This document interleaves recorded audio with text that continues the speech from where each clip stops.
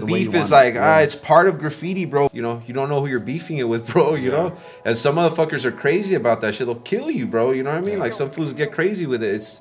It's all they have. It's their life, you know what I mean? So, yeah, and that's the thing, is you risk your life for it, you know? At what point did you start running into these situations with law enforcement? You have to be able to like go through those pains, dude, of being alone, you know, of saying no to people, of hitting rock bottom, of not having money, of not having any of that shit. So, you know, luckily I learned a lot of that stuff, you know, getting busted, bro.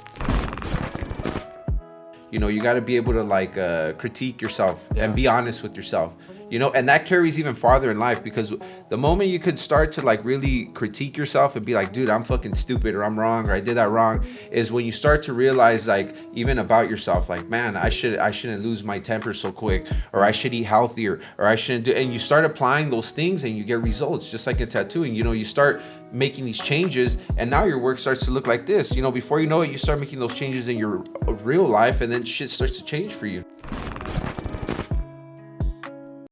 Yo, welcome back to Reentry Network Podcast. It's your boy Yak. It's your boy T. Yo, we're back at it for another one, man. Thank you for all the support, y'all. Thank you for sticking with us. I know we've been in and out, but we got a big one for you guys today. This is someone that's low-key, it's really dope. It's a different perspective. We've had an artist on here before, but this is a different kind of artist. But he still has that experience with, you know, tagging, doing graffiti work, and all that crazy stuff. And at the end of the day, he has a background too. You know, he could be relatable to our audience.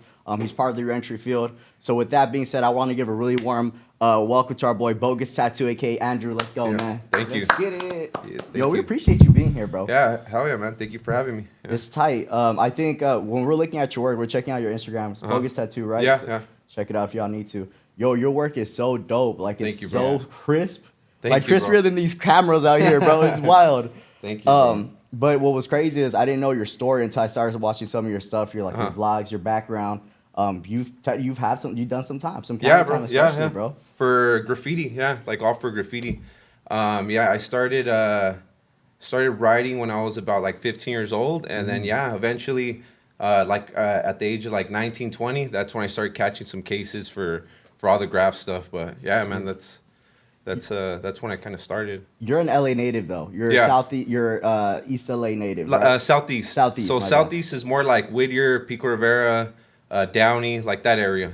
That's more like the Southeast area. We haven't really had anyone from that area on the podcast. What was that like? I think it was cool, bro. You know, it's a pretty like suburb kind of area, I guess, of LA. So for the most part, like there's very nice areas, and there's there's a lot of bad areas too. Yeah. The thing about like the Southeast is like especially like Pico Rivera, I lived there for a while. There's a lot of fucking neighborhoods right there. So like depending on where you're at, like you could be like one part of town, and then you go to, you know, a certain gas station or liquor store. There's like 2-3 different neighborhoods that go to that liquor store. So as far as that, yeah. But when I was growing up, my experience like in the 90s, it was gangs when I moved there to Whittier. But then when I got into like middle school and high school, it was more the tagging, like the tag banging. That's what got really big. That's what was like, there was a lot of fucking taggers, a lot of crews.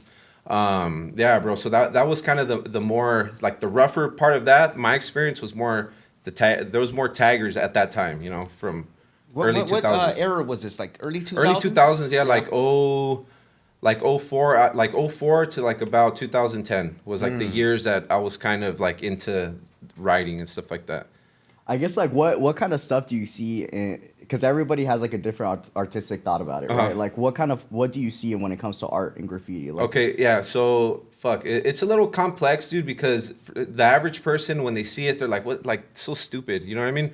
But behind it, there's, you know, it's really complex. Like when you're in that world, you know, depending on like what your goal is, but the goal is kind of like who's up the most. You know, at least that was a game that I was playing. Like who was getting up the most, who had the most spots, who had the crazier spots.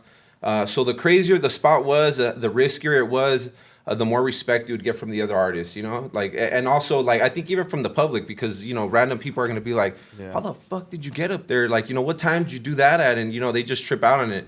But for me, it was more about getting up. Like, trying to like me and my homies, it was like trying to have 2 to 3 bombs, like, and I'm not talking little bullshit ass yard bombs. I'm saying like center dividers, billboard, or like, you know, a bridge on the freeway. That's what I wanted to have on each freeway. You know, 605, 710, 405, all at 91, going to the IE, everywhere, going everywhere. I want to have at least 2 or 3 bombs. That way, going there and back, bro. You know, north and south and east and west. You want to try to have something on everything. That way, no one kind of misses your name. But that's kind of the game that I was trying to play, like with my homies, you know. Right. And I think at that level, bro, like when you're trying to do it like that, like you're doing it really competitively, I think that's the game that most people are playing. And then eventually it gets more into style and stuff like that.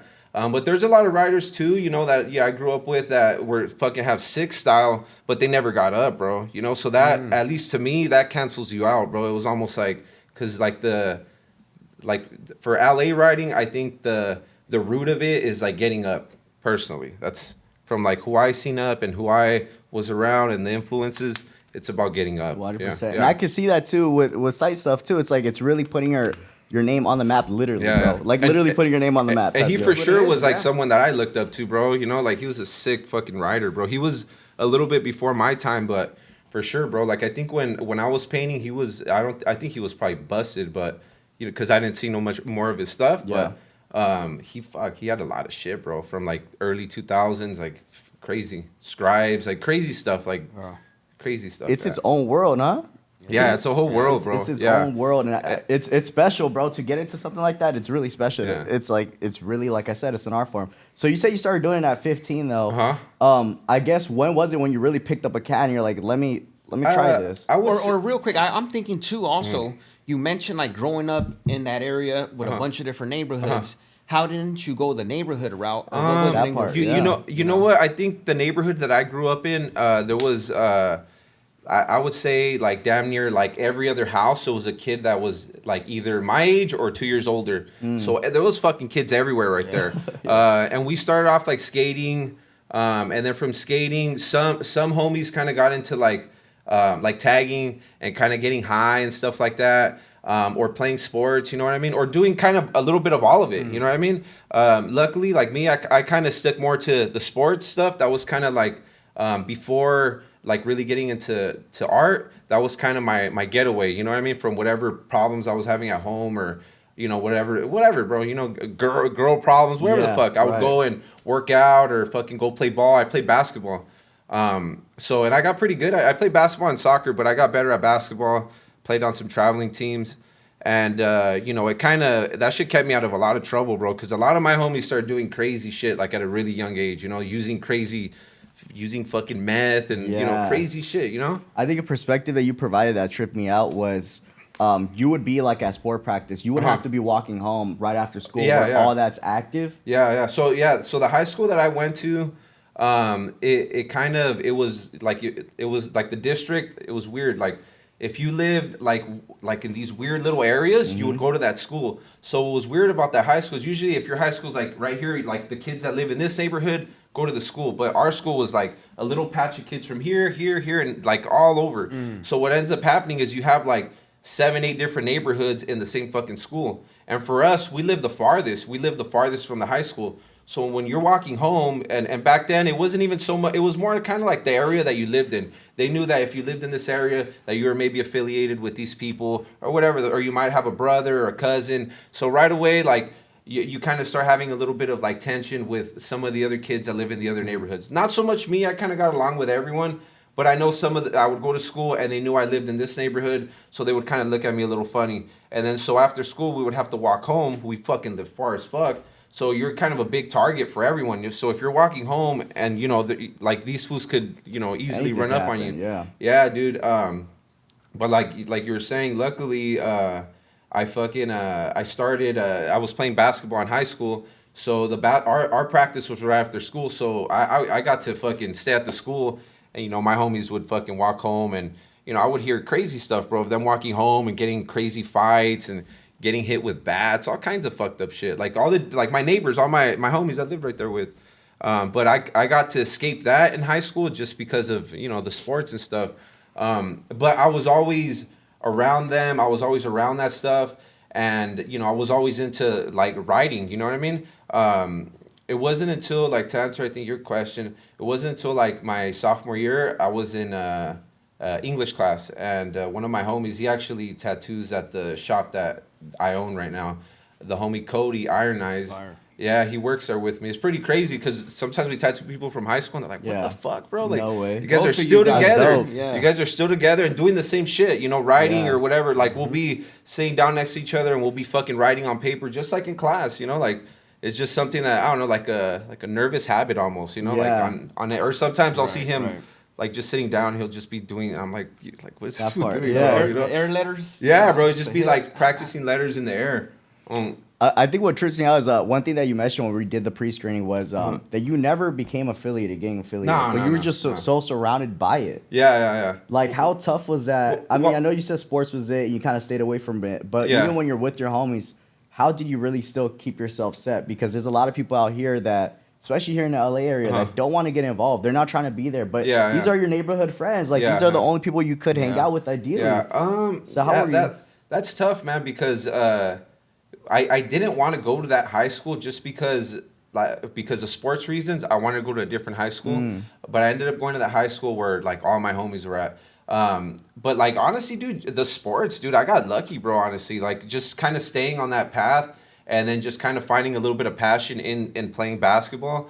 But like I kind of would like every now and then, like if I would, on the off season or whatever the fuck, I would end up with the homies. I would end up fucking getting high or smoking weed or whatever the fuck they were into or whatever we were doing at that time. I had my foot in like both worlds in a way. I would go to practice and they would see me a certain way at practice, but then I would be with my homies and I'd be fucking around, and so I always had my foot a little bit in both.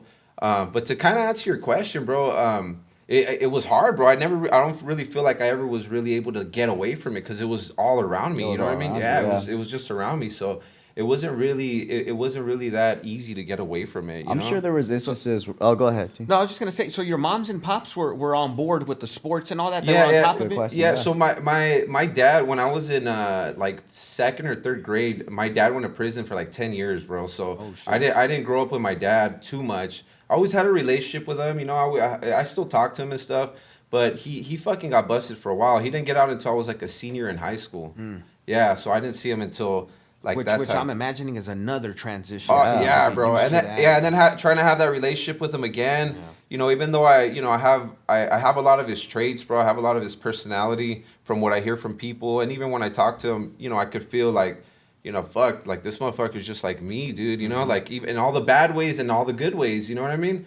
Yeah. But in a lot of bad ways, bro. Like a lot of the things that, not to be fucked up, not to put my pops down. He's a fucking good dude, but a lot of the bad stuff that he has, bro, like he has it to like extreme, bro. Like any little bad personality trait that I might have, that motherfucker has it extreme, dude. Yeah. And he hasn't figured it out, which is fucked up. Yeah. And sadly that's a result of like where he's at. Like he's been in and out of prison. He lives in Mexico now. He got deported. He's been doing good now. He's been doing good now, but it was just like all those years of not really learning from your mistakes, dude, and doing the same shit over and over, and you're not really getting any result. You know what I mean? You're doing the same stuff. You're blaming other people. You're not taking accountability for your actions. You're blaming your childhood or how you grew up or the people around you or your dad. And it's like, dude, I could have done the same shit. I could have blamed my pops for all that dumb shit. And it's like, bro. that shit. There's no you like, I think for like younger people, like you just really got to get to that point where you just got to take accountability for the shit that you're doing. You know what I mean? Like you can't really blame it on no one, bro. Even if you're, I know a lot of people, like my story is it's a cool story, but I know there's people that it's more extreme, bro, way more extreme. So I know how that it could feel like, fuck, dude, like I can't get out of this situation, but dude, you could get out of that shit, dude. Hey, you know what I mean? Like, especially living in this country, there's a lot of opportunity, man. There's a lot of things out there to help you. You could get out of it. It's hard, but you could do it, bro. Right. And if you do it, I will say this, like a lot of people that you see that are really like elite, bro, that make a lot of fucking money or really successful, most of the times, bro, they come from really fucked up backgrounds, bro. Because once you figure that out, bro, and that little light bulb like fucking turns on in your head, you're fucking unstoppable, bro. Like anywhere you go, it's like no one's been through the shit that you've gone through. There's no way that no one could Like no one could take those experiences away from you. You know what I mean? And they just Yeah. make you stronger, dude. That way you go somewhere or you have a certain experience. It's just like whatever, dude. I've gone through way fucking worse. Mm-hmm. You know what I mean? Like even now, like some of the problems, like luckily, bro, like because you know the success I've had in tattooing, you know, I've been able to like invest in other things, bro, like real estate and stuff like that. I got really into like real estate, and like 24 years old, I bought like my first multi-unit property. You know, and then I just like I said every 2 years I'm gonna fucking buy one, and I've been doing that, bro. You know, and it's fucking it's crazy, bro. Cause through all tattooing initially, Right. That was your bread and butter. through all tattooing, I've never had a job, bro. I fucking worked at a warehouse when I was 18. I worked at a pizza place when I was 17. Shitty fucking jobs, bro. Fucking shitty, you know. But I always had a good work ethic, bro. I like my family, bro. Like my aunts, uncles, and stuff. You know, they've all worked really hard and. You know, they've done well for themselves. I've seen them like have nothing and now they got a bunch of shit and, you know, they're super successful. So it's not like I was born and these motherfuckers had all this money. They struggled too, bro. Right. But now I see them now and I'm like, fuck, bro. Like it's fucking crazy, bro. You know, I could hit up my uncles, my aunts and shit. I could ask them for advice on real estate. You know, I have a few homies too that I grew up with that they're fucking doing good too, man. You know, that show me a lot of stuff that, you know, that's crazy, bro. It's fucking, they're good problems to have. Sometimes like that, like going back to what I said, sometimes I think like, oh, fuck, this tenant, this and that bullshit or whatever, or this or that, the loan and this and my taxes and all this shit. It's like, these are good fucking problems to have, bro. You know, not the other bullshit, you know, worrying about watching your back and all that dumb shit, you know, like, it's like now it's like I got opportunities, bro. Like I could actually go like have real fun and, you know, you can hang out with people that you know got your back and they're not going to really like lead you in any bad directions, you know? And then the more that you disconnect yourself from that world, the more you kind of start realizing like, damn, bro, like there's nothing out there really, bro. You know what I mean? And not to say that I'm fucking perfect, bro. I still that shit's still in me, bro. You know, all that stuff is still in me. It comes out sometimes, you know, sometimes I do dumb shit. I fuck up sometimes. But I'm able to like before I would lose control, bro, and I would fuck up and I'd be like, man, fuck it. And then before you know it, you're in jail and you're like, fuck, dude, you know, why the fuck am I in here? You know, and I'm like, fuck, you know, like So real quick to bring it back right now, you mentioned something about worth ethic. Yeah. So I know for sure because we're probably the same age. You used that worth ethic when you were getting up, when you were writing. Bro, yeah. So you had a good run. So I'm 89, born in 89, okay, so I think we're roughly you're older, somewhere right there. Yeah. So I remember seeing the Bogus. Yeah, right? yeah, That's the graffiti name. So you put in. So what was it that really got you going on that? Was it? So I'm gonna tell you an example. I came up to graffiti, ended up with the gangbanging shit and all that. But I think everybody starts off with the graffiti. Yeah. And for me, it was the saber. Oh, Seeing yeah. the saber Sick, yeah. pieces, the river pieces, the LA riverbed, the MTA pieces. Was that something or the All City TK all bombing that, signs? The MTA roller. I was riding during that time. I remember when they were doing it. I got to see the saber piece. So like what really got me to be like to really get competitive with it and really want to like pursue it like hardcore like that was my homie, the one I work with. When we were in high school, you know, I would see him tagging on paper. I always liked tagging, but not to the point where like I had the balls to do it. I just didn't really like see too much. I didn't really see anything really in it, you know. But when I started seeing him, like all the alphabets that he had and all the letters that he could come up with, and I would be like, holy fuck, dude. Like everything was just spaced perfectly. The proportions of the letters, everything was just. And this was on paper? On paper, at the time? paper. Okay, but then so you were eyeballing. Yeah, but then trip on this. So he had a horse. He had horse property in like Whittier Narrows. His mom had horses, but his backyard was a freeway, and there was a graffiti yard back there, a crazy one, a good one, like a legendary one.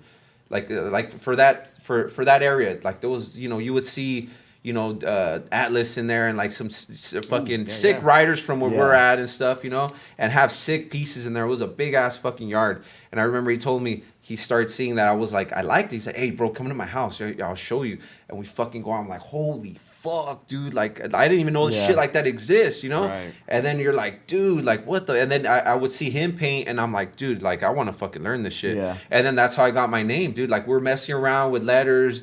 I actually, at first, I used to look really young, bro. When I was younger, I looked like a little fucking kid. I didn't start growing, like, until I was, like, probably out of high school, bro. I was short as fuck. Late bloomer, huh? Yeah, I was short as fuck, bro. And that's crazy, my boy, because you big right yeah, now. I was short as fuck though, bro.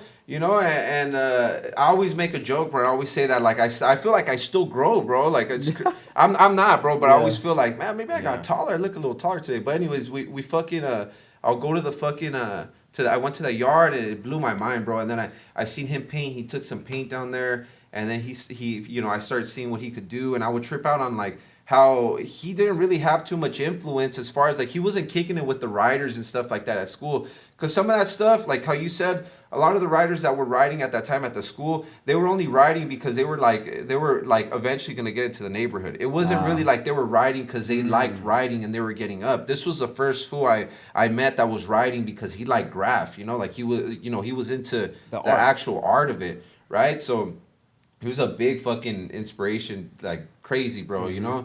So we were messing around with names and I started writing 12er.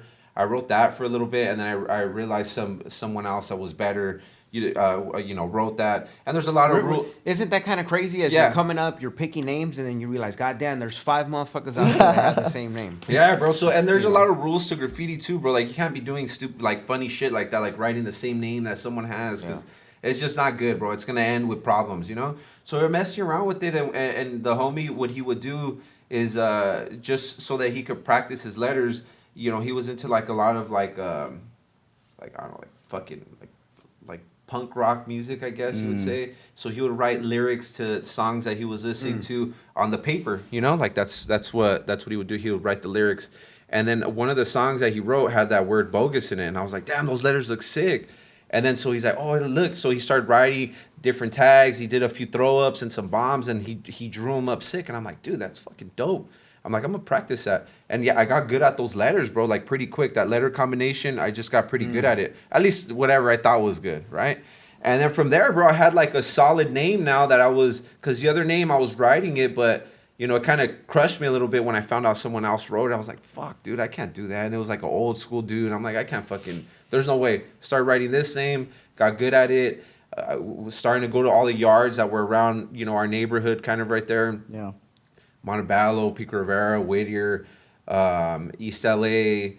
And then when it really got like crazy competitive was like in high school or my senior year, we would take the bus to downtown, you know, the Soda Yard and Alley River. And then, dude, after that, I was like, holy fuck. It was a humbling experience because you go and you're like, dude, I have no chance here. Like, everyone's so fucking good. But, you know, at the same time, that competitiveness that I had and me knowing that I had this homie that was sick as hell, you know what I mean? And that could, you know, he could be my little partner, you know, we could kind of go together. I got someone to do it with. He knew a lot of the graffiti rules too, which would trip me out too. Like, you know, you can't fucking cap this, you can't do this, you can't write over that, you know. He knew which writers, even if you didn't think it was good, he knew which writers were going to come back and get your shit if you fucking went over it. So he knew a lot of stuff, bro. That's crazy. So that was good for me because a lot of writers, they get into writing and then they catch some crazy beef right away and then it's a wrap.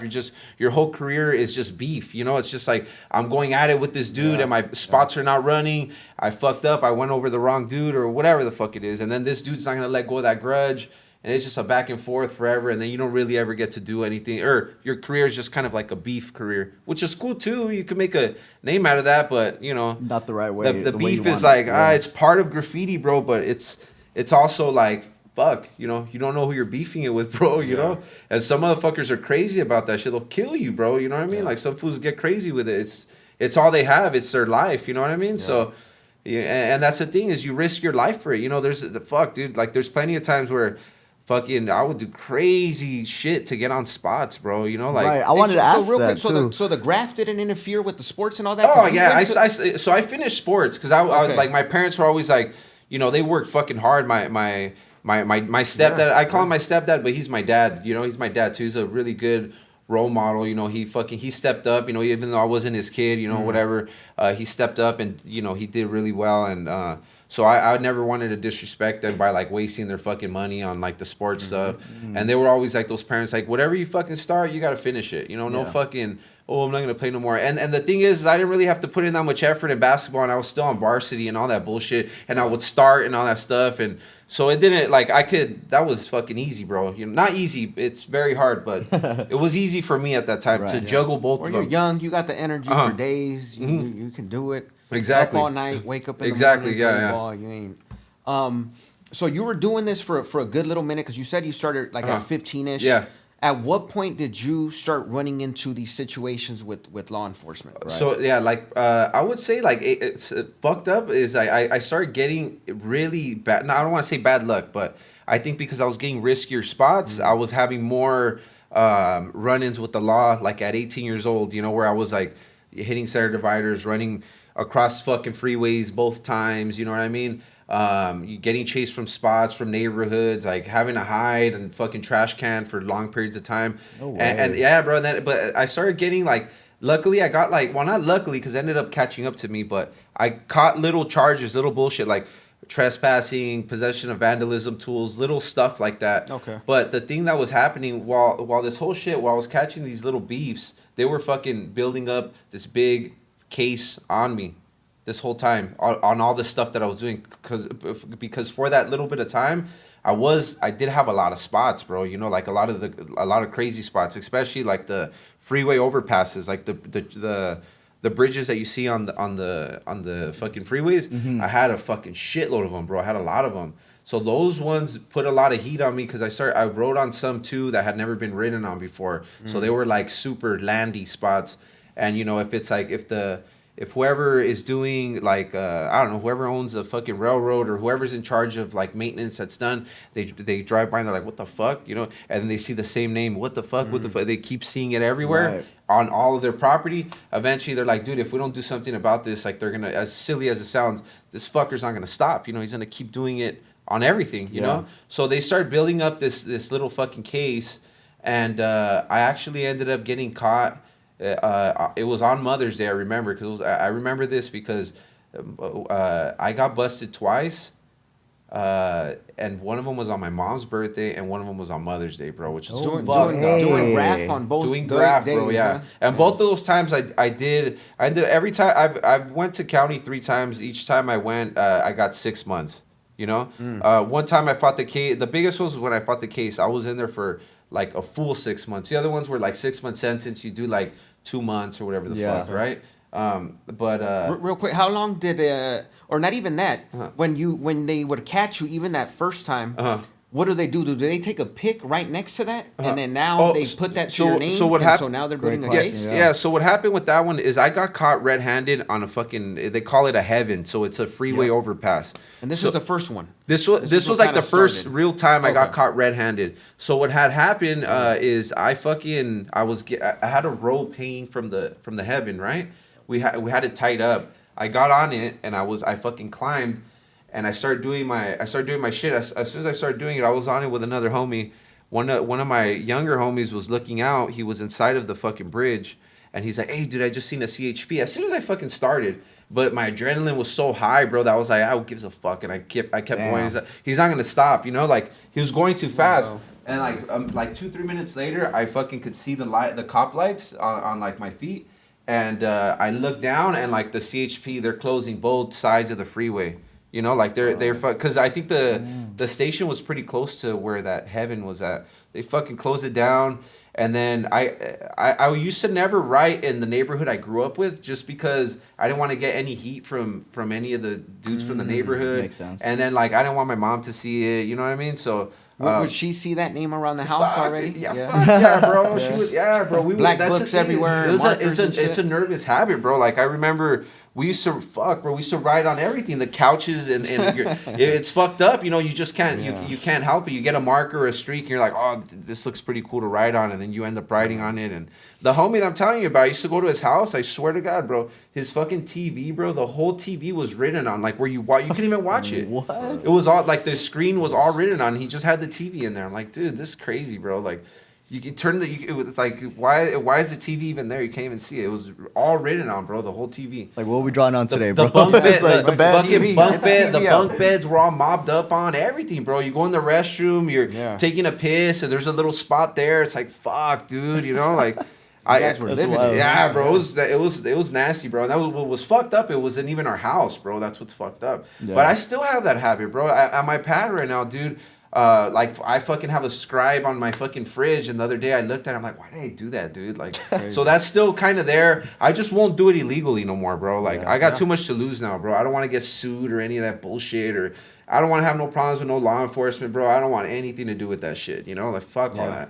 I don't want nothing to do with that. So let's jump into that story though. You got me hooked. So Yeah, I'm imagining you're high as hell, and there's a cop flashing a flashlight at you or something. No, so they had already seen me, and that bridge was known for a lot of people to ride on it. They would only ride on one side though, because one side of the bridge was easy to get on. The other side you needed to get on with a rope, and not a lot of fools were down to do all that bullshit. So the other side was blank. It was harder to get on it. So when the cops have known that fools go and ride on there, it's like I said, it's a popular area to kind of ride on. I was hitting the other side, so they already knew to run up the hill of the freeway and go inside of the bridge. So when I fucking shimmied over or whatever, and I went up the rope and I got on the top, fucking the cops were already up there. They ran up the hill. There was a lot of them, bro, and then they were already inside the fucking bridge. So when I fucking went up the rope.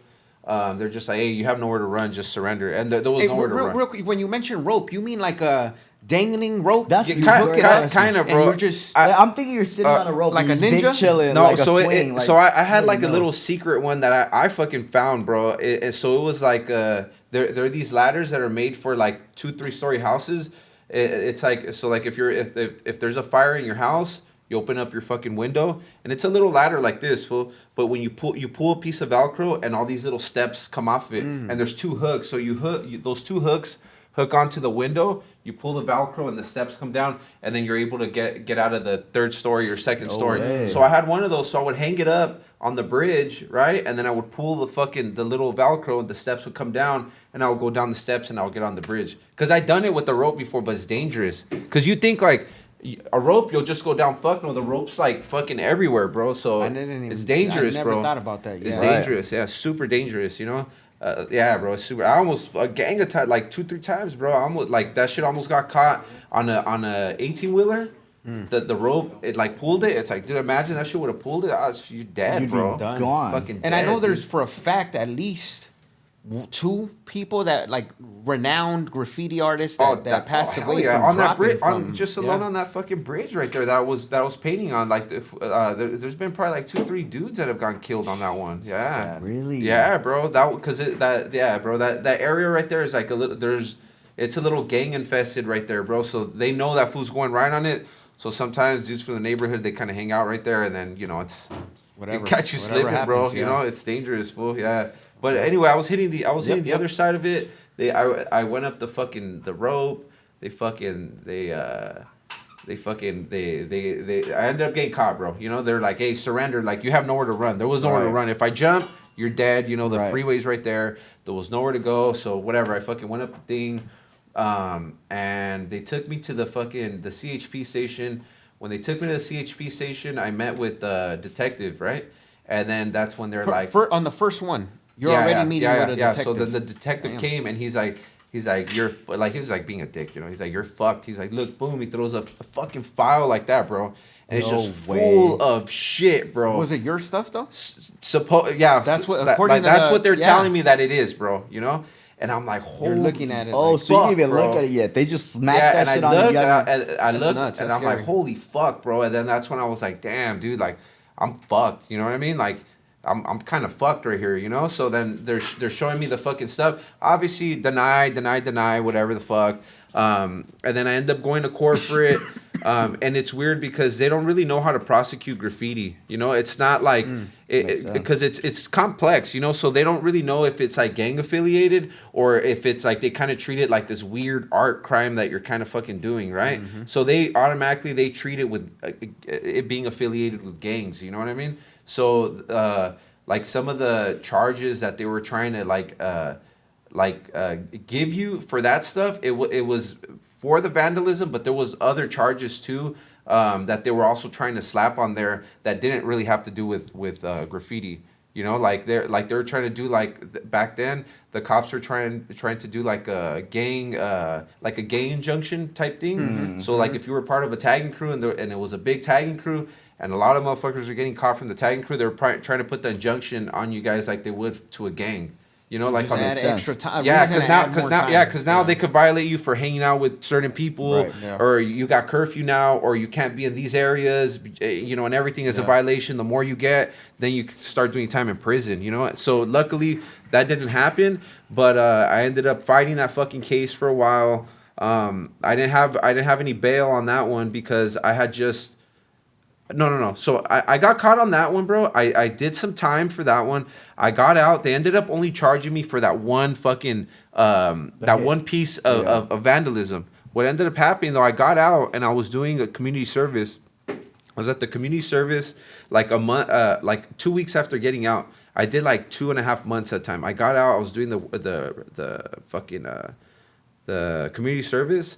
I got out and then I was doing it, and then these cops roll up on me at the community service. They're like, "Is your name Andrew Pineda?" And I'm like, I was just like, "What the fuck?" And they're like, "Hey, come here." And then they arrested me, bro. I'm like, "What the fuck is going on?" And then they drive me to my mom's pad. I didn't even live there anymore, bro. I had gotten kicked out. I didn't live there. I lived with my sister. I get to my mom's pad. The whole fucking street is full of cops, bro. Like from like the beginning to the and it's like Union Pacific Police. It's sheriffs. All this shit came out in the newspaper, bro. Came out in the newspaper, on the radio, all kinds of shit, dude. That's nuts. Yeah, bro. Because there was a lot of money involved, a lot of vandalism involved. So they fucking you know, it was fucked up, bro. You know, like my fucking dad was there. Like it was embarrassing, bro. You know, there was nothing in my fucking house, bro. I didn't even live there. So then they're like, "Oh, you know, we found out that you don't live here." After they tossed up the whole house, if you don't live here, you live at your sister's. They drove me to my sister's. Same shit. They fucking fought. They raided my sister's pad too. I didn't have anything. I was like laying low at that time. I was already kind of like, I don't even want to do this shit no more. Like, I already had gotten caught. That was my first time getting caught, and I was already like real getting caught and going to county and dealing with all that shit. I was like, fuck this. I don't want to do this shit no more. Like, that was already enough. Like, I was already like kind of smart enough, or like, yeah, like I had a little bit of like, I was, I guess, a little smart to be like, all right, this isn't what I want to do. I don't want to be doing this shit. I don't want to be coming in and out of here. You know, I want to kind of do something with myself. Dope. Yeah, right. I got lucky, bro. Yeah. I think learning too from like my dad, bro. You know, like kind of seeing the route that he went. I'm just like, I don't want any part in that. I don't want to be coming back here. And sure enough, I would hear from all the homies right there, I'll see you back here. And sure enough, bro, I went fucking back twice, bro. It's crazy. This shit's fucking. And that's I was like I was just like a normal little guy. I could just imagine if you're into hardcore fucking drugs, or you're into fucking you're into your gang banging and stuff like that. Like that revolving door is no fucking joke, bro. Yeah. And some of the things that you agree to, the probations and, you know, the conditions of the probations that you agree to, you know, they are kind of set up. They kind of are set up to fuck you over. But at the same time, you have the choice, bro. You really do, man. Mm-hmm. You know? And for, like I said earlier, bro, for a long time, I'll blame everyone, bro. I always had that victim mentality. I'll blame everyone. And it's crazy because now with like a lot of my homies that are like not doing that well and they hit me up for advice, I'm like, I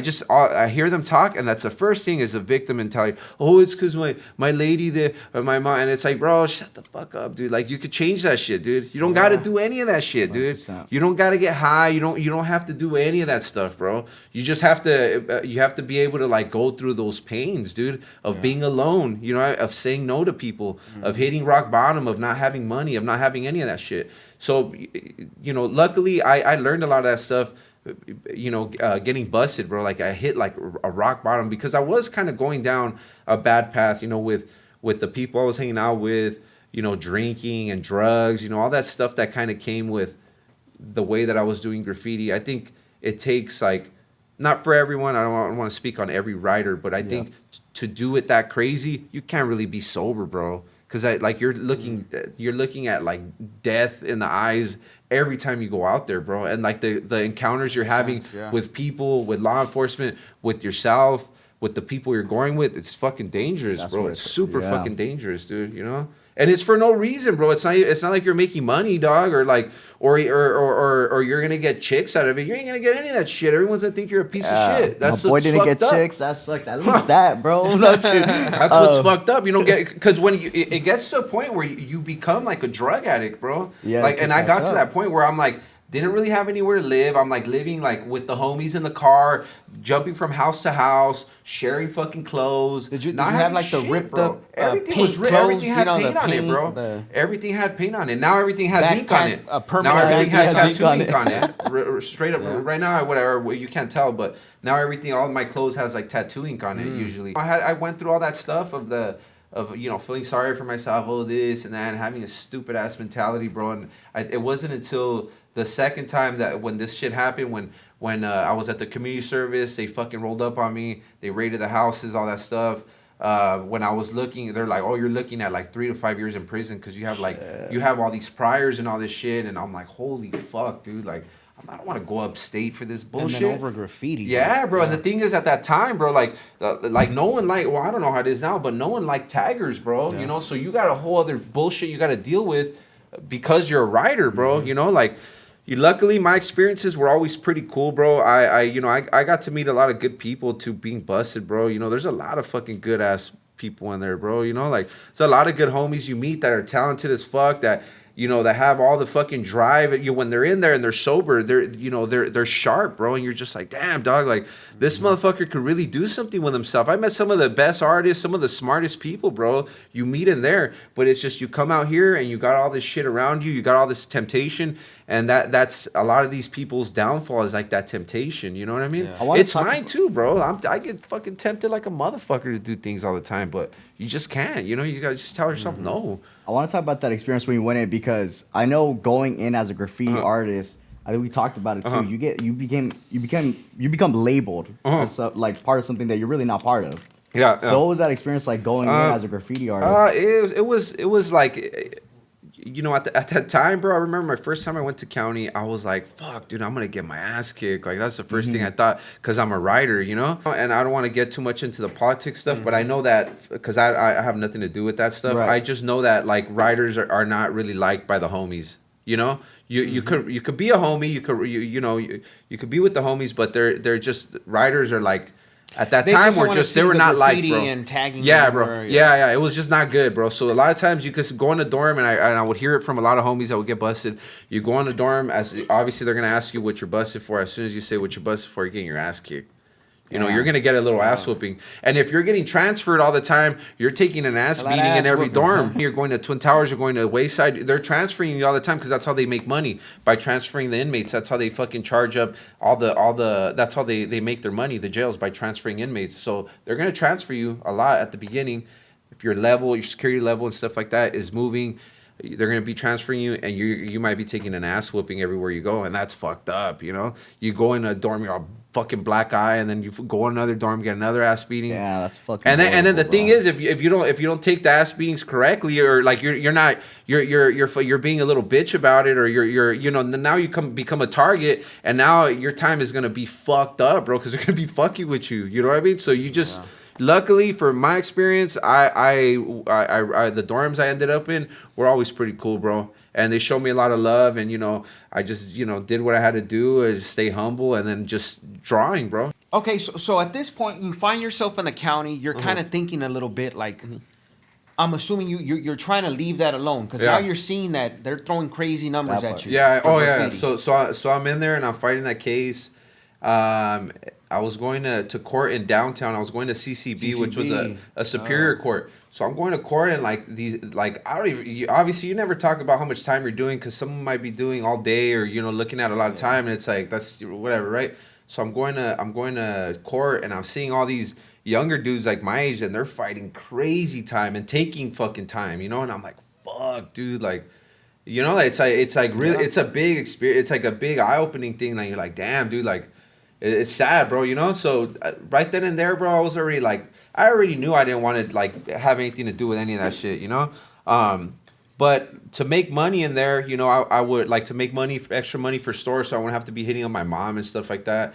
I would fucking do drawings, right? And drawing in there, I always was into drawing, like my mom was an artist, my sister a little bit, my brother. But I have an uncle and my grandpa's brother that was like a pretty like well-known artist like in Mexico, like his how do you say, like the curriculum that they teach ceramics in, like his stuff is in those fucking books, bro. Like he's like really fucking well-known. So you had it in your blood then. Yeah, bro. So he passed away recently, like 4 years ago. He was like 90 years old. But like they still have like, they wrote a book about him. They still like, his art still travels like around like different museums in Mexico, even like in Spain, I think. So like, yeah, bro, it's pretty crazy. He was a dope dude. But I guess it was kind of always a little bit in my blood. When I was younger, my mom would take us to like little arts and crafts classes like around the holidays, and we would like paint stuff. And I remember always having like kind of like the best one. You know what I mean? Like I was always like pretty good at doing that. I just didn't really have a passion, just because I think I would get more of a high from playing sports. Like it was like the attention and stuff you would get. Yeah. But that was another thing going into the graffiti, like the transition from sports to graffiti. I just felt like when I played basketball, bro, like I because it was a team sport. If we fucking sucked, like I can't really hold myself accountable because it's this whole fucking team. But with graffiti, it was like you could hold yourself 100% accountable. If you're whack, you're fucking whack. Yeah. If you're sick, and you're gonna shine fucking hard, bro. And everywhere you go in the graph scene or whatever in the city, people are gonna think you're the shit. They're gonna be like, this motherfucker's crazy, dude. He's got everything on lock. So I liked that. You know what I mean? Like I like that shit would get me going. You know what I mean? So I think the idea. Well, when I started drawing and stuff like that more in the county. Start seeing a lot of homies have like everyone's tatted in there. I had no tattoos just because I never had money and because I think too, bro, like when you're a tagger, you're so close-minded to like the world. You're just like in that graph shit. And I even thought at a time that like, at least for me, I was like tatting it because I had homies that were trying to learn how to tat and all this shit. I'd be like, that shit's whack. Like that shit's really whack. So you were really against not against it, but I just thought like what's the graph point? is like the ultimate. Graph is the ultimate fucking high that you can get from art. You know what I mean? Like there's no comparison to tattooing. Like you're not risking your life to tat. Even if you're busted and you're hand poking or you're tatting in prison. Yeah, you might get some time or whatever if you get caught, but tagging, you'll fucking die, bro. Like, if you do one mistake, you're fucking dead. And so it was risky as shit. Adrenaline is what you like. So to me, it was like the graph was like the rawest form of art, Yeah. So anything less than that was just like, was not going to cut it. But I was completely wrong, bro. Because with tattooing, the different, like the kind of difference for me was, graph, like even if you sucked and you got up, you would get some form of respect. And tattooing, if you tat a bunch of people and you suck, you get no respect, bro. Like it's whack. You're whack. You know what I mean? It's the hardest fucking, at least for me, and what I think, it's the hardest form of art to learn, bro. It's extremely fucking difficult. Joe could see that. I agree. Difficult. One of the things that I hate when people say now that I've done both, tattooing, tagging, all that, is when they tell you know how to draw, you should tattoo. No, bro. People don't understand. It may sound good in theory, but it doesn't translate. Yeah, hell no, bro. And there's artists that are not good fucking. There's tattooers that are not good artists that are good tattooers. That's so true. Yeah, it's crazy. And a lot of it, I think, is for tattooing is like you have to have like the mindset. You have to of like being dedicated, being hard on yourself, holding yourself accountable. When something's fucking whack, it's whack. It doesn't matter if all your homies said it's good. If it's fucking whack, it's whack, dude. If you feel it's whack, then it's whack. Like usually that's how it is. But a lot of people, they're so fucked up in their head, they think something's dope when it's not. You know what I mean? It's like maybe you think it's dope, but it's not really dope compared to something else or someone similar, or someone that you look up to, or someone that's been doing it for a long time, and you can clearly see that you suck. But a lot of people can't have that conversation with themselves. And that was one of my strongest things in tattooing. When I first started, I was extremely fucking hard on myself. Every tattoo I would do, I would critique it. I would even ask, I remember I was living with my sister at the time. She would let me tattoo at her pad in the garage. And she didn't know shit about tattooing. But I just wanted to get critiqued by someone. Right. So I would be like, hey, how does this look? She doesn't know shit. And not, like about tattooing, she'll be like, oh, it looks like the hair looks like shit. This and this and this and that. And even those pointers I would take in because I even liked the opinion of the random person to the obvious that they could point out. So, yeah, bro, like the tattooing, maybe it wasn't like you're going to fucking die over it or whatever, but it is extremely hard and it takes a lot of discipline, man, and a lot of like that shit I said, you got to be able to like critique yourself and be honest with yourself, and that carries even farther in life because the moment you could start to like really critique yourself and be like, dude, I'm fucking stupid or I'm wrong or I did that wrong is when you start to realize like even about yourself, like, man, I shouldn't lose my temper so quick or I should eat healthier or I shouldn't do, and you start applying those things and you get results just like in tattooing, you start making these changes and now your work starts to look like this, before you know it, you start making those changes in your real life and then shit starts to change for you. You know what I mean?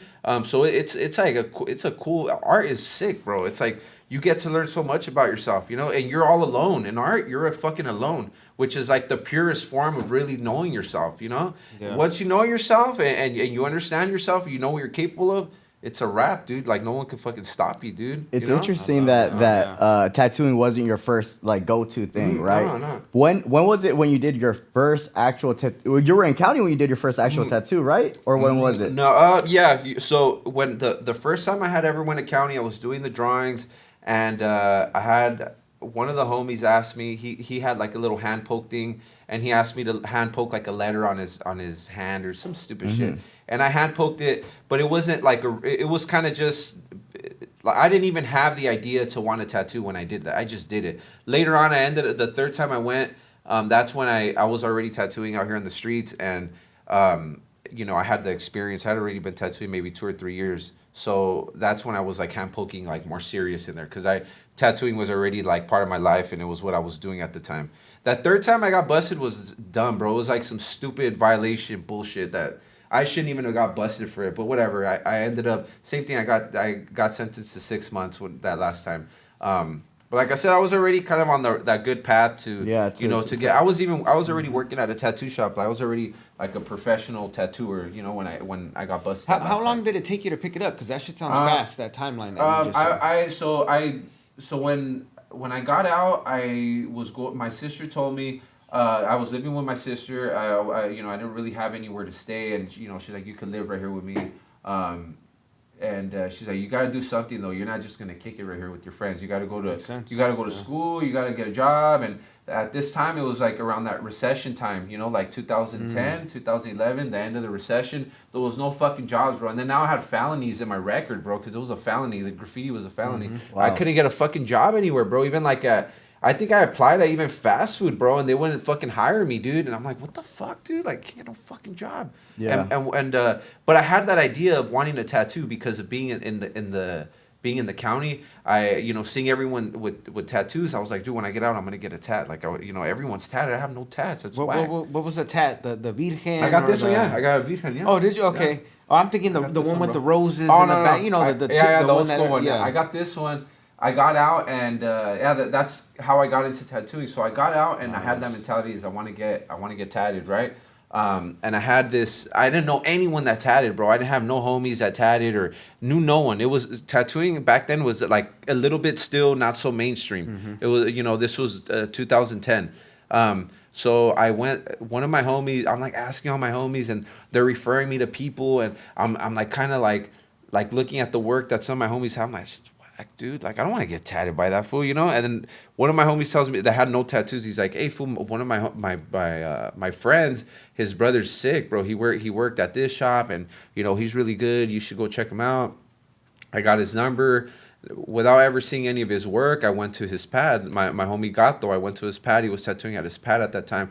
And luckily, bro, he would, like, because it could have been an artist that wasn't good, and I could have got some bullshit, but this fool was good, though. I went to his pad. He's younger too, bro. I think he might be like maybe 2 or 3 years older than me. I went to his pad, and he did this tat on me, and just like getting this first one, bro, and like that experience of just like seeing everything, seeing him do stencils, and all the equipment that he had, and like seeing the machine running, and just everything. I was just like, I was like drawn by. I was like, holy fuck, dude, this is what I want to do, man. Like this, I could already kind of draw like pretty good. At least I thought I could. I could draw pretty good. I was like, I could draw kind of good. I have a history like in art, with graph and stuff like that. Like this fool had a history in tagging too. He used to tag before. So I'm like, dude, like if this is kind of a sign. Maybe I could do this. And then I went home and I couldn't stop thinking about it, bro. I obsessed about it, bro, for like months, dude. I would just think about it. And then at that time, my uncle, I don't know if he was selling he was renting one of his houses out, right? So someone had moved out of the house. They needed to remodel the house. I couldn't get a job. He told me, hey, dude, you could work here in the summer doing little bullshit, painting and removing stucco and just little bullshit, right? So it was money in your pocket, basically. Yeah, but he was, he was paying me and stuff, and it was pretty good money. And I saved up some money. I would get tattooed, and I would like go and like just pick his brain, see what machines he was using and all this stuff, and I would ask him questions, and eventually he was like, "Hey, you're trying to learn how to tat or what?" Oh, and I was like, right. and back then, like from what I had kind of researched or I kind of knew, it was kind of a no. I've kind of always known, bro. Like if you're good at something or whatever you guys are, I'm not gonna go and be like, "Hey, man, you think I could like work here on the podcast?" Like you're gonna be like, "Get the fuck out of here, dude!" Like you know what I mean? It could come off a little disrespectful. You know what I mean? So I didn't want to ever go in there and be like, "Hey, what's up, man? Like I want to learn how to tat," you know. So I would just see everything, you know. And then but I started asking questions that only someone that's learning how to tattoo is gonna ask. So then that's when he's like, "You want to learn? Like, you know, I'll teach you whatever I know, bro." And then I was like, "Fuck, dude." I'm like, bro. hell yeah. But this fool was already busy, bro. He already had clients, so it wasn't like he was like, "Hey, come and kick it every day and be here," you know. Right. And so you know, so I would just ask him questions whenever I would get tattooed, and then he actually ended up selling me my first tattoo machine, and with the money that I was making on that little summer job, I bought a little setup, like, you know, all the stuff that I needed. He went with me to a supply store. That was like so dope of him. You know, he went with me.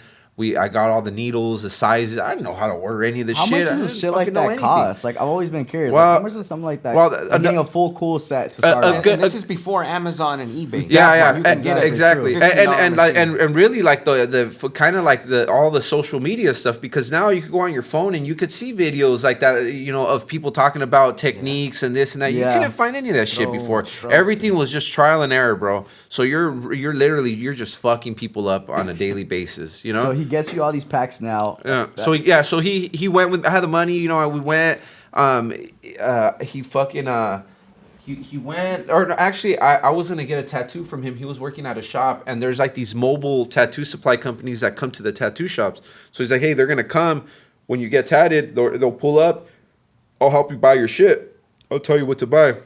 Because I didn't know where to get started. I didn't know what size needles. I didn't know fucking nothing, bro. Right. Like nothing. But you know, while I was saving this money, I was sharpening up on like a lot of my drawing stuff, bro. I would draw every fucking day, like nonstop, you know, lettering and fucking try to whatever, roses and faces and noses and eyes. I was just trying to draw a bunch of shit. Kind of already the style of tattooing that I wanted to kind of learn, which was like black and gray realism, was the stuff that I was like drawing on a daily basis. I got my stuff. I went to the tattoo shop. I got the supplies. And, you know, I was kind of, one of the homies came with me, my younger homie, and he's like, "Hey, bro," because they would see my drawings at the pad, you know, and he's like, "Hey, fool," like when I was going to college too at the time, because I couldn't get a job, so I was going to Cerritos College. Okay. I was taking bullshit-ass classes. I've always been pretty smart in school. I never really had to try too hard to be there. I've always been like a guy, I don't like to waste time. So if I was at the school, I'm going to get good grades. And I had to get good grades because I was living off of the financial aid. Like that's the money that I was getting to like give my sister and buy food and put gas in my car. I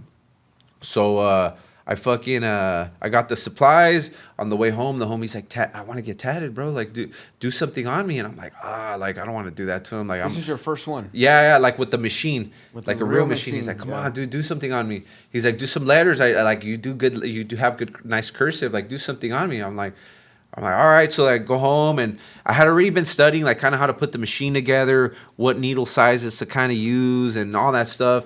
And yeah, bro, I didn't know what stencil paper was. Stencil paper is like you draw something on a piece of paper and then you trace it and then you apply. You're able to like put it on with like this like cream stuff. You're able to put the stencil on and then you trace whatever it is that you drew. So it's very helpful. I didn't know that shit existed. So for the first like 20, 30 tattoos that I did, they were all freehand, just with the marker. Yeah, just like with the marker. So everything I would do is just freehand, and I didn't even know that shit existed. So there's so many steps to it, and it's so difficult that there's no way you could go to someone and they could put you up on game in one day on, okay, you need this. You're going to forget, bro. Yeah. And that said, he would tell me stuff and I would type it out on my phone. Like any little key advice or key things that he would tell me, or I would see the bottle of the ink and I would write it on my phone, or I would see this or that, or a needle or a machine, or he would talk about a certain tattoo artist and I'll put it on my phone and I'll go home and I'll study all that shit, bro. You know, I will study everything. I was obsessed with it, bro. Like I was like, hardcore obsessed with it. That's why I pride myself a lot in like learning during those times, because it was a lot harder, bro, and there wasn't a lot of resources the way there is now. Not to take anything away from the younger guys that are learning, but you know, it was. I feel like it was a lot more difficult. It's difficult. It's more difficult now in different ways because now it's so competitive, and if you're barely starting, it's really hard to make a name for yourself. It's not impossible, but it's hard. You know, it's really hard. But anyway, real quick, that I want to say that respect is the idea, like as like.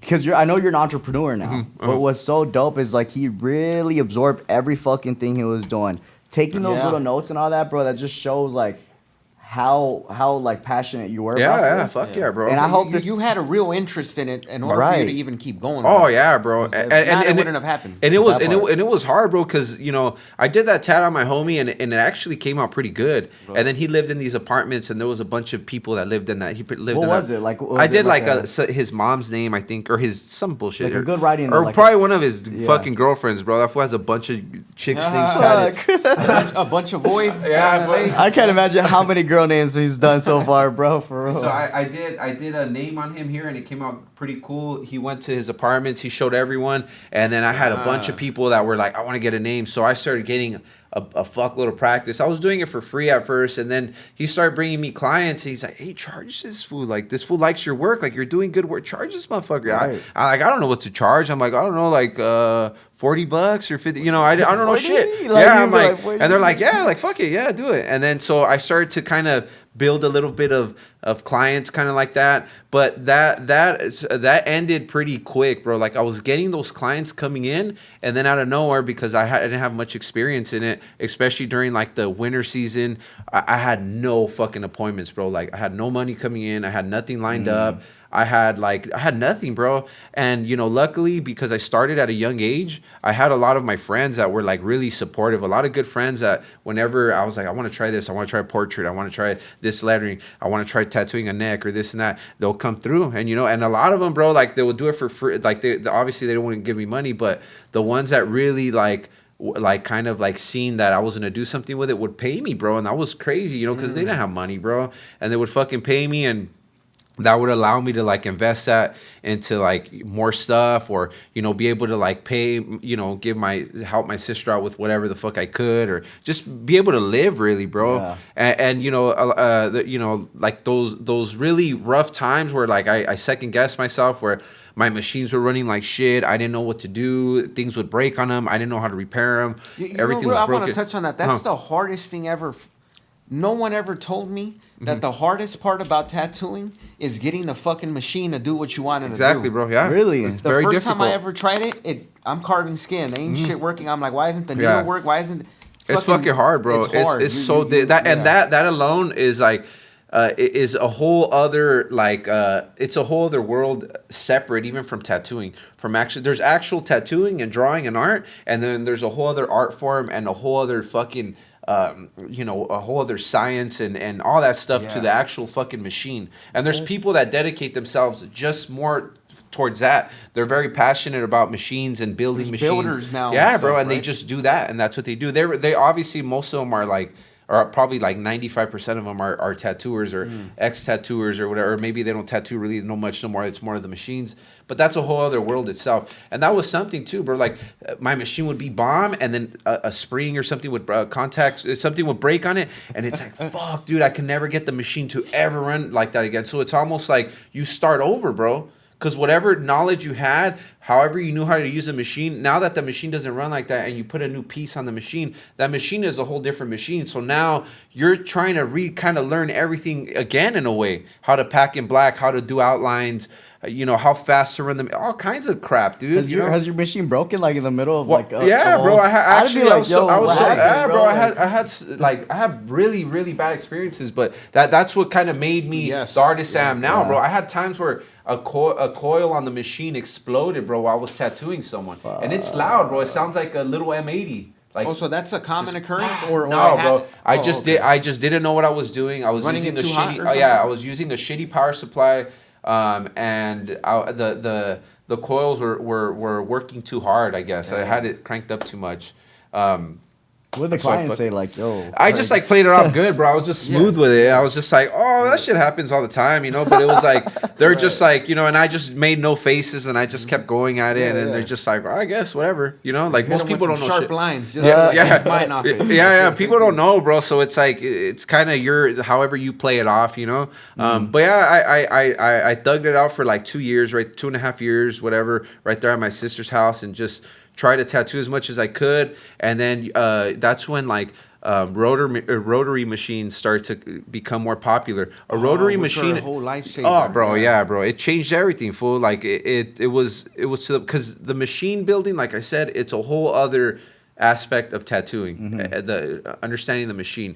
I think every tattooer should know both, you know, because I think that's what, like, just to, you know, just out of like the respect for tattooing, I think you should know how to put a machine together. You should know what every part of the machine is called, you know, but at the same time, you know, things are evolving, things evolve. You got to keep up with the times, can't be closed-minded to stuff, you know. So the rotary machine came out, and I saved up some money and I bought one, right?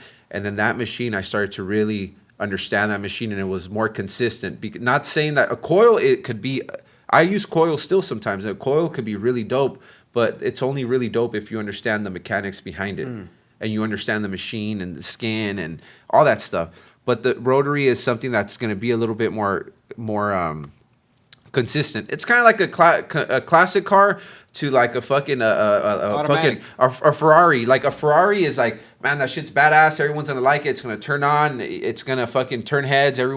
But if you have like a '59 Impala, right? It's like that shit needs work. It's gonna be breaking down on you. But there's no fucking feeling that any car could give you that car's gonna give you. Right. There's no. It doesn't matter if it's not worth 500,000. If it's worth 200,000, it's a classic, bro, and it's a shit. And there's things that the Ferrari's gonna do that the Impala can't do, but the Impala's gonna do all this other crazy shit that there's no new car that will ever do. You know, that's a good way to compare a coil to a new machine. You know, I always like saying that one because it's like relatable. You know, so I fucking got that rotary, and then that's when like I felt like things kind of started to like get more consistent for me, you know, because I would as far as the quality started to become more consistent, because sometimes with the coil I would fuck with it and I would do some good work, but then when I got the rotary, I just felt like I was consistently doing better work, and so much that like I built up like a cool little portfolio. I had some pictures. And I was so hard on myself, bro. I would pull up to a tattoo shop to go and try to get a fucking job, and like last minute, I would punk out, bro. I'd be like, I'm not gonna go in there. Fuck this. I fucking suck. You know, like I gotta go back to my path. Can you touch on that process?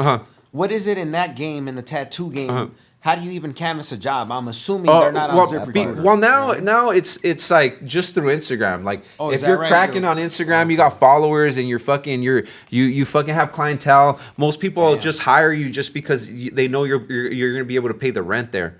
You know, they're gonna be like, this fool's got clients, he's got so much followers, his work's okay, you know. But it's more like they know that you're gonna be able to like pay the rent there. You're gonna have foot traffic coming in, bro. That's more. Not all shops are like that. You know, there's a lot of really good shops that still like they want someone that's like a stand-up guy that has good work, that has good morals, a good work ethic. There's still shops like that, but a lot of the newer places now, a lot of people are on rent, so they just want you to be able to pay the rent. They want to make sure that you got the clients and that you're gonna be keeping up with the rent. But before it was more like you take pictures of your work and then you go with a fucking portfolio and you're like, look at my shit, straight up resume, look at my original stuff. Portfolio. Look at my stuff, and I would look at I'm like, man, this shit fucking sucks, and I'll get down on myself, and then I gotta work harder. And what ended up happening is I tattooed. I started kind of getting this group of like friends that I was kind of tattooing a lot. It was like a big group of people. I was tattooing all of them a lot, and one of them comes one day and he's like, hey bro, I did a drawing, like some lettering, and he's like, hey, can I take it? It was a copy. Back then, I didn't have a fucking printer at my house, so there was a fucking like a FedEx Kinko's place. So whenever I would draw something or have whatever reference I was going to use, I would go and print like 10 different copies, 10 different sizes. And then when the client would come, it was just like, I hope one of these fits. If not, one of them was going to fit. I don't give a fuck. We're doing one of these. You know what I mean? Like, but I didn't have a printer there to be like, okay, hold on, let me print it this size. So I had copies of a bunch of drawings and shit, and some dude came in. He's like, "Hey, let me take this drawing with me. My neighbor will like it." And I'm like, "Yeah, go ahead, whatever." He took it, and then he's like, he texted me later that day, "Hey, my neighbor wants to call you." Is it cool? I'm like, "Yeah, I thought you wanted to hit me up for a tat, right?" And it was this dude calls me, the homie Sweeper. He calls me, and he's just like, "Hey, bro, I have this friend that he has his tattoo shop. I could maybe set you up with like a little interview. You want to go check it out? I seen your work on Instagram. Now at this time, Instagram's out. This is maybe 2013. Yeah, 2013. He's like, maybe you could get a job there. I went, bro. Yeah, I ended up working at that shop, and that's when things really started to like change for me. Like tattooing became even more serious, bro. I felt like, because I was working in that shop and I was working around people that I respected and people that had been doing it for a long time, that I owed it to not only myself but to them to earn my keep there. So the owner was, he was a really good mentor, bro. He would he would be really hard on me, bro. Like the partying bullshit, all that stupid unnecessary stuff. It was cool, you do it, but just not here. Like, this is a business. Like, you're gonna be here on time, and I'd be late for your appointments. You're gonna fucking work as much as you can. So I would try to work like 6 or 7 days a week, bro. Because he was there. Touched on that because people like to throw out that rock star lifestyle. Yeah.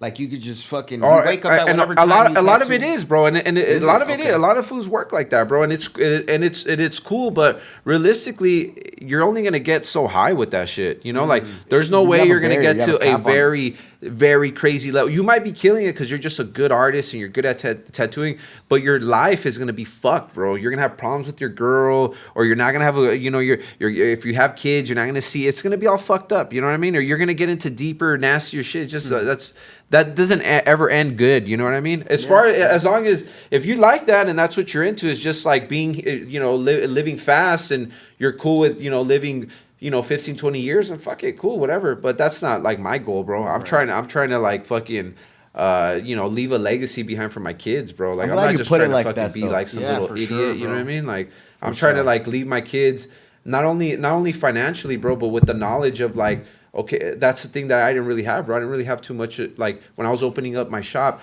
I didn't really know anyone that owned business. So I was like, who the fuck do I contact? And I learned all that shit. Real quick, let's touch on the precursor to that. So the build up to that was, you get this job. How long did you work there before the shop and all that started? So I worked there for about like 2 years. Those 2 years, like I said, I worked with a lot of good people. Yeah, grinding. Just learning about the business part of it. How to carry yourself, because I lacked a lot of confidence, bro. I would get I was young, bro, so clients would come in. Everyone else that worked there had a lot more experience than I did, like 10 plus years. I only had like 3 years tatting, bro. So I would get there and they would like my work, but then they would talk to me and be like, what the fuck? I ain't getting tatted by this guy. Like, this guy, like, like, this guy lacks so much, they just read it and you like, I'm not going to let this guy tattoo me. Like, it reminds me of like the barbershop. Yeah. When they get the new guy, they're like, everybody's booked. Do you want to? You're like, yeah, exactly, bro. That's how I felt there, bro. Yeah, that's how I kind of was. But it was cool because I was right where I needed to be at, bro. Like, that was perfect for me, And I've been in those situations, playing sports, doing graph, when I was a beginner and I sucked. And you got to suck it up, and you got to put your ego aside, and you just gotta let it be, bro. And you're sometimes people would think that I was the apprentice of the shop, and I'm like, nah, dude, I fucking work here. I'm not the apprentice, dude. The fuck, I fucking work here, But just because of like I think the lack of confidence and all that stuff, it was kind of like that. But yeah, dude, I learned a lot of that business stuff, and then it just got to a point where like I wanted to kind of change things. You know what I mean? I wanted to like work. I just wanted to change I just wanted to change something about like the work environment that I was in. Not that it was bad. I just wanted to like I wanted to change, and I felt like it was time for a change. I found out that I was gonna have my son, and I wanted to make a move, and I ended up opening up a little private studio in Whittier that was not licensed. It was fucking horrible, bro. It was just like anywhere you tattoo has to be licensed. Yeah, bro. Yeah, does it? Okay. And at this point, graffiti's out. Fuck yeah, that shit's out. Yeah, bro. I was like, the hard thing. It was like a drug, bro. It was hard for me to shake it. I can imagine. It was hard for me to shake it, and the fact that a lot of my friends like you know, all my friends that are around me, they did it. And, you know, I remember like at the beginning, I'll be like, I would hit them up and be like, hey, if we're going to kick it, I don't want no spray cans in the car, none of that shit. Because I know myself, bro. I end up doing some dumb shit. You know, I'll end up like, yeah, bro, I can't help myself, bro. It was like if there's a sack of meth right there and you're an ex-meth addict and it's right there, you're going to smoke that shit, you know? Like, for real, bro. It was like that, bro. It was like if the fucking cans are there, I'm going to fucking use them. If you got a marker and I see you do it, give me that shit, dude. I want to use it now, you know? And I'm going to go crazy. We're going to finish it and psych the fucking sack, bro, you know? Or I'm assuming a fat stack of those post office stickers. Fresh. I just didn't want no part of it. And, you know, luckily the homies, they respected that. And, you know, it was still hard and I would slip up every now and then, but nothing crazy, nothing too stupid. And, you know, I stood away from it, bro, you know, and I was so obsessed with tattooing and I knew that that's what I wanted to do. It kept me away from all that, you know, and then even to like, especially like the first, like, you know, well, all of it, bro, but the first like 5-6 years of tattooing, I was so like dedicated to tattooing. I would fucking miss fucking Christmas, Thanksgiving. I would be tatting, bro. I was crazy, dude. Like I was sick, bro. I would lie to the people at the shop. They'd be like, "What'd you do yesterday?" It would be Christmas. I'll be like, "Oh, this is my family." Like, fuck no, I was there tatting, bro. On Thanksgiving, I was there tatting, bro. I was there tatting, fool. I was crazy. Why were you doing that though? Like, why? I don't know. I feel like I've always liked that feeling, bro. Like, I think I learned a lot of that stuff from like some of like the influences I had like growing up, like you know, Michael Jordan and like shit, you know, Allen Iverson, players like that, you know, that you would hear about like their work ethic. And like Michael Jordan was just crazy, bro, you know, like they would get like that, they would get that satisfaction of knowing that they're working while their competition is fucking sleeping. And I get off on that, bro. I don't know why. Like, I've always gone off on that, you know? Like, I always be like, fuck so yeah, you tell people, like, oh, I wasn't doing, like, no, I was, like, you know, I was with my fam. Yeah, I was like a drug addict, no, too, I've been bro, hustling. I'm getting better and better day by day. I respect better that. and better aspect that I think you were saying, right? Like, that was always in the back of your head. I love that individually tattooing, graph, all that. It falls on you, so why not put in the fucking exactly, bro. Yeah. Because at the end, if I'm not able to at the end of the year, like that goal that I had of that investment I want to do, if I don't fucking complete it's like I'm the only lame there is me, bro. I can't say like, oh, it was my coworkers or it was my brother. It's not that team effort anymore.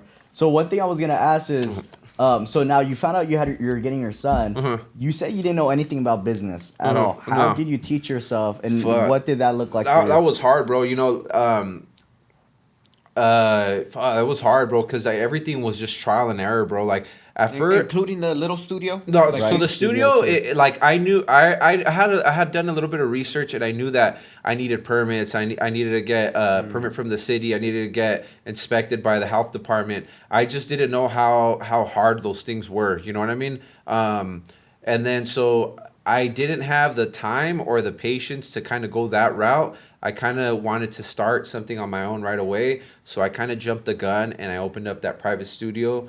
And I worked there and it was okay, bro. But it was just like, it was just like, it was just you. No, there was like, there was a few of us that worked there. Okay. But it was a shitty situation, bro. There was like no AC there. We were always like hiding. Like customers would come, hey, don't make noise, don't do this, don't do that, don't kick it outside. You're always someone knock on the door. You're like, oh fuck, who is that? Is it the landlord or the health department? It was not a good way to fucking to conduct. It doesn't look professional. And if you want to be able to charge people like a good amount of money, they got to go somewhere where they're like, all right, this shit's legit. Like this is like you know, this place is under control. Like everything is taken care of. Everything looks good. You know, it looked good. It just wasn't legal, bro. And so I got out of that situation, and then got into like actually opening up like an actual shop. You know, and that was difficult, man, because going to like the health department and they give you the runaround. A lot of times they see you and they're like, they've gotten a bunch of idiots that have gone in there just like you, and they're just like, here, give this information. They don't help you out, bro. Like, not that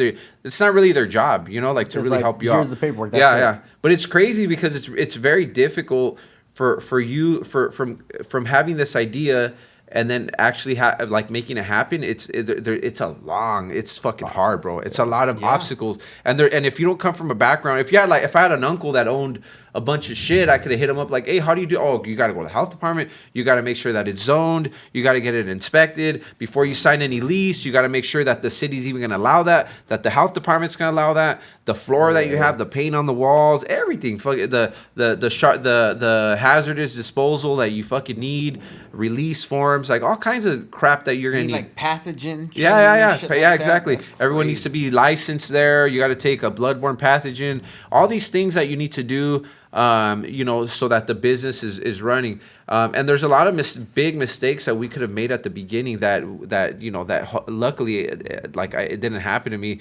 Well, a big one that happens to a lot of people is they jump the gun and they're like, oh, I want to open up here. They go talk to a landlord, like, hey, I want to open up a tattoo shop here. Landlord's like, all right, cool, go for it. You sign a fucking 5-year lease, and then you go through the process. You go to the health department, or you go to the city to get your business license, and the city's like, what the fuck, you can't open up a tattoo shop there. It's too close to a school, or it's too close to this or that. Oh, or the way. Yeah, I didn't know that was a yeah. Like I don't know how it is. Every city's different, but I know that like where I'm at, it's pretty lenient. I'm in Pico Rivera. The regulations for the health department are not too strict. I know that like Whittier is extremely strict. They only want a certain amount in the city. It can't be this many feet from another, or yards from another tattoo shop. So can't be next to like certain types of stuff, daycare or schools or stuff like that. Why would that be? Like you can't be too close to other tattoo shops. You know what it is? It's because back in the day, bro, the tattoo shops have. It's almost like a bar, bro. It has that stigma of like a bar where fights and you fucking, and they just affiliate it with a lot of bad stuff. Biker dudes.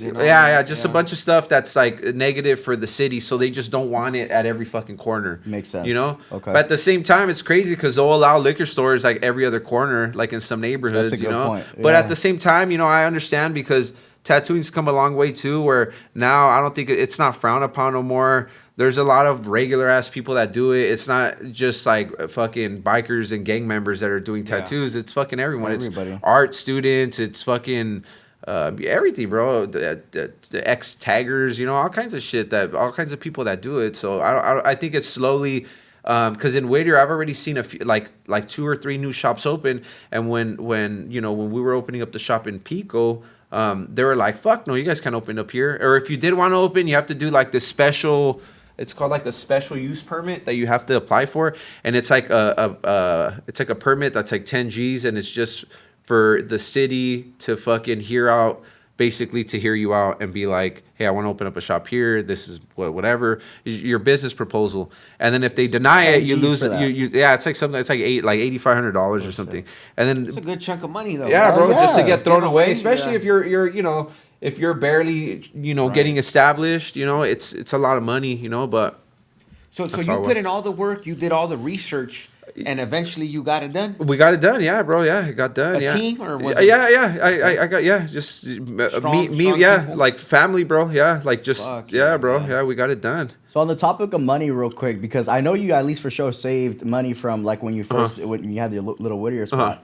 But like, was loans and things like that? Oh hell no, bro! No, I never did any of that shit. I've never believed in like loans or anything like that, especially for like when you're. Well, everyone's different. I don't want to be disrespectful to someone that's currently and has a business loan. But personally, I was making good enough money already at that time, and I was already pretty like savvy with like saving and stuff like that, where I knew that I didn't want to have to worry about like covering all the bills here, like the rent and all that stuff, and then worry about this loan. So I said, not until I have like so much money saved, jump into the, opening up the tattoo shop. You know what I mean? So once I had a good enough money saved, I just, did it all with my own money. It wasn't. You didn't have no need for it. I didn't have no. Yeah, and then. I did it, and then you get like weird ass people like, oh, I'll invest. I'm like, I don't want no one's hands in this shit. That happens a lot, huh? That. Yeah, nah, bro, you got to do it yourself, bro. Like straight. And honestly, bro, if it takes 10 years, you got to wait the 10 fucking years, bro. everyone nowadays, that's a bad thing about like a younger generation is they want to get rich fast, bro. It's like that shit don't work like that. And anything that you see that is like that, if it's legit, it's like fucking 1 in a billion, bro, that someone's gonna get rich. Like it's gonna be some YouTuber or some weird shit that just cracked off, and they're like a crazy scenario of it. But most of the stuff, bro, it's like if you're not willing to like not make money for at least 5 years, bro, and be passionate about whatever it is, you're not gonna fucking hit it, bro. You're not gonna, you know what I mean? You got to be able to put in time without really making any money, bro. I'm glad you're putting that out there, bro, because that's all you see on like social media. Yeah, like, bro, it's you sick, want to know how bro. to get money fast. You want to know how to do this here. Buy this, and I'll teach you how to do it in a week. My boy, how you gonna teach me in a week how to freaking start a whole business and then get stocks like this? Like, bro, I don't even know. And you know what? You know, I don't know. Maybe for some people that shit's work, but the odds of that are very low, bro. You know, you have a better chance of just like find out whatever it is that you like, or not even that. Just find out what you like. Money, like if you're just into making money, find a career or something that makes a lot of money or has the potential to make a lot of money. Or if you're good with talking, go get a fucking sales job. There's no cap in sales, bro. You can make all kinds of money. I like that. So there's opportunity in whatever type of personality you have. There's an opportunity to make money in anything, you know? So now you got your I mean, out of curiosity, I mean, not like how much you spend specifically, but you know from experience from other people, how much on average does it take to really get a shop, buy the equipment for it, like cumulatively? It depends, bro. Like there's shops nowadays where I think it's ridiculous and I think it's really stupid, and I honestly think it's like a bad message to send like the younger generation. But there's shops that you could tell like these fools invested like 200,000-300,000, bro, 500,000-600,000, bro. Like just ridiculous, bro. Like just. Me personally, you know, like it's just like fuck, bro. That's fucking crazy. But at the same time, there are artists that are so well established that have put in so much time that are doing that right now, and it's well deserved, bro. You know, but then you got a lot of people that are like just getting loans or like partnering up with weird stuff, bro. And it's kind of I don't know. I don't want to get too much into that, bro. I don't want to talk bad about as long as you could do it on your own, but it's really I think you know, if you kind of want to do your own thing, bro, and you don't want to do anything that's too out of pocket, and you know you kind of want to get started and do it legit. I don't know. I would say anywhere between you could do it cheap, bro, like 15 to 30,000, bro. You could do it, bro. Really? That's love. That's doable. I hope that people understand that makes shit attainable. And especially, bro, because if you tattoo or whatever, you're a barber, you're dealing with people, so you're gonna know a lot of people. You have a lot of people in your network, so you need your floor done, you need paint, you need whatever. You know people, bro. Like you could get it done cheap. You know, it's not that crazy. It's just putting that money aside and doing it. Yeah, and one thing you mentioned earlier too is also like, I think there's a lot of individuals out there who don't know how to communicate with everybody. You, like you said, you have all kinds of characters coming in. Yeah. So that's one other thing you got to build. Like you said, put aside your ego. And build that character. Know how to work with everybody. Yeah. Don't keep that same homie feel. Or exactly. Whatever, and that's another thing too. Like I think a lot of newer artists is like, I think just the younger generation is like they feel like they're owed something. You know what I mean? So. I see a lot of tattoo artists that are young and they're in the first few years of their tattooing, and they're treating clients like if they've been in the game already like 15 years, like they're I don't do that, or no, I don't this or that. It's like, dude, at the beginning, dude, you got to pay your dues, and you got to be a tattooer, and you just got to do work, bro. You know, you got to do it. You might not like it, but you got to do it. You're going to get the experience. And not only that, you'll get the experience of even how to handle those types of situations and those types of people, because they're going to come. You're going to get them. Even if you're working at a super high upscale shop, you're going to get people of all walks of life, and they're all going to treat you a certain type of way, and you got to know how to kind of hold yourself and be and still be able to be like the dude in charge in the room, because at the end of the day, they're coming to your home, they're coming to get what's yours, and you got to make sure that you treat them like it's yours. You know what I mean? Like, we're gonna do things this way because this is the way it's gonna come out best. Right. And being in those situations, all those shitty situations,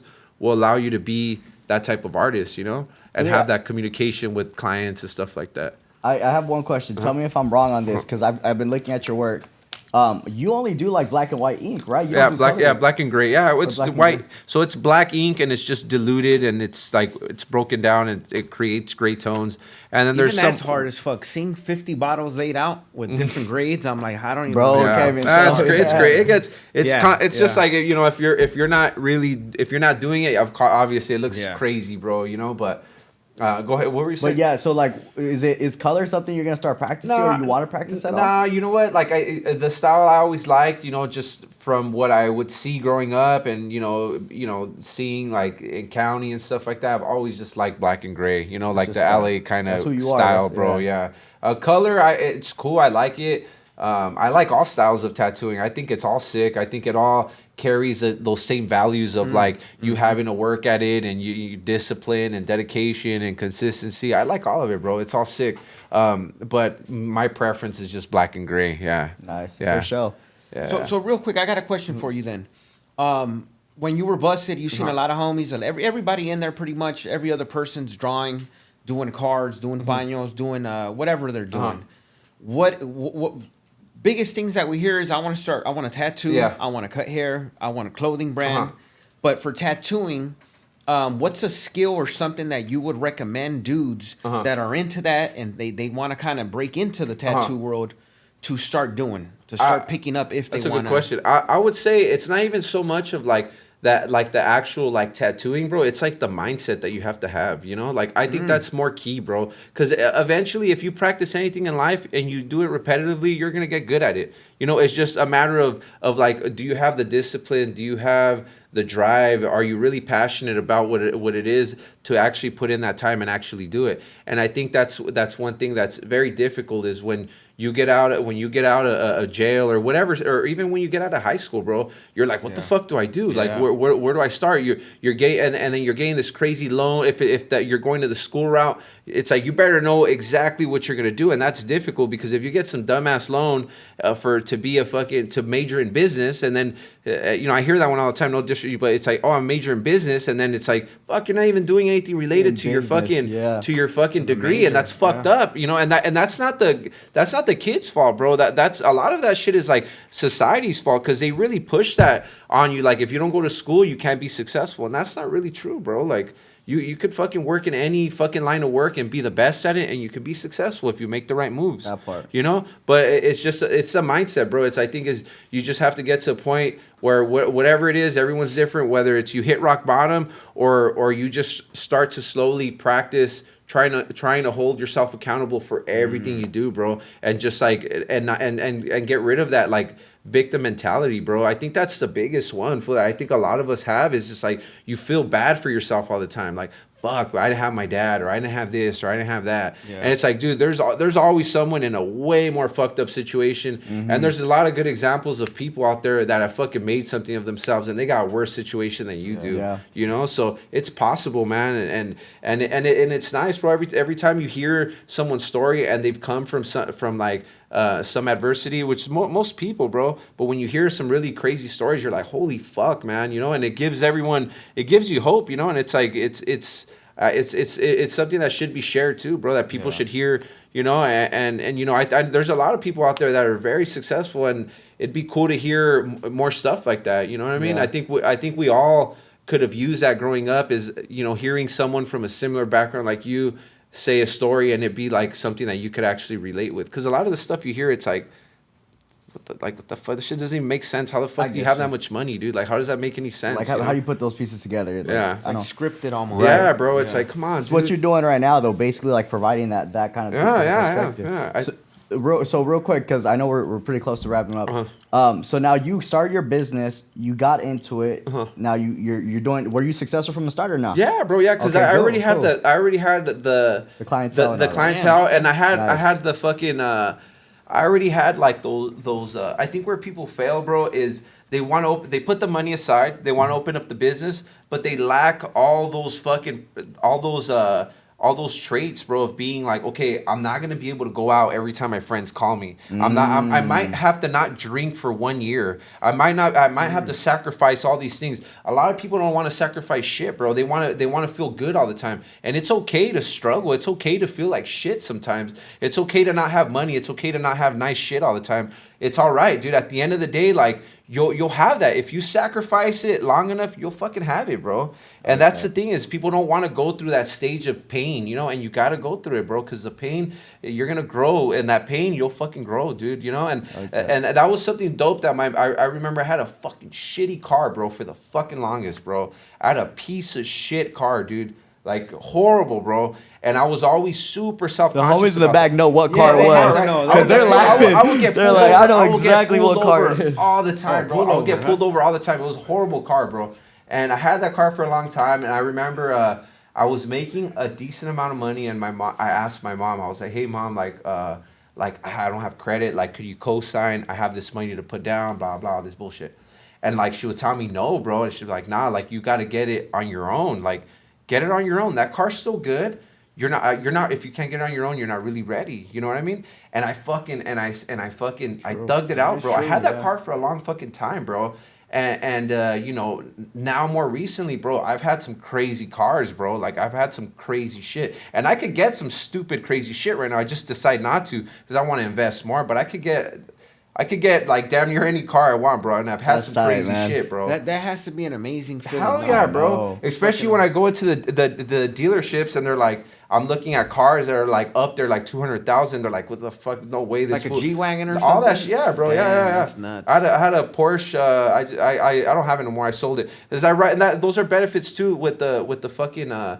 With the business, bros, you learn how to write a lot of that stuff off, and they could become parts of your business, and you could find ways to fucking legally, you know, avoid having to pay so many taxes. You know what I mean? That's good, yeah. But even old cars, bro. I've had old cars, all that shit. But right now, it's like the time where like I don't like being comfortable, bro. But comfort to me, I fuck up when I'm comfortable. I start doing dumb shit. I always like being under pressure and all that stuff. So for me right now, it's like a lot of that stuff. I like gonna put it to the side for now, bro, and I'm gonna go back to the drawing board. In reference to the cars. The cars, the cars, the traveling, all that clothes, all. It's like fuck all that shit. Like I got a little taste of it. I've had it for a few years now. It's like nah, put that shit back and then go back to grinding, and then I'm gonna sacrifice even fucking more, and I'm gonna have like double, triple in like 3-4 years, bro. You know, like that's how you gotta think, bro. Because even that, I would feel stupid. I'm like, dude, like.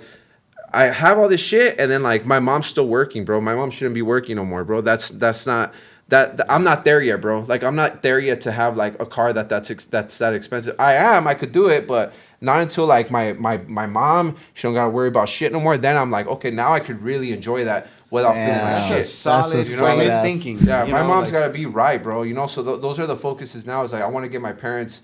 They're good, bro. They've done good for themselves, but you know, the other day I was talking to my mom. She's like, not fucking, but she's like, I don't like coming here. I don't like coming to work. And then it's just like, I was like, you know, I didn't tell her, but because I'm an action guy, I'm like, all right, I'm gonna change that shit pretty soon. Oh yeah, I'm inspired. I'm sure that's gonna be huge. The day you get to tell her how to skate, you ain't gotta. Yeah, bro. Yeah.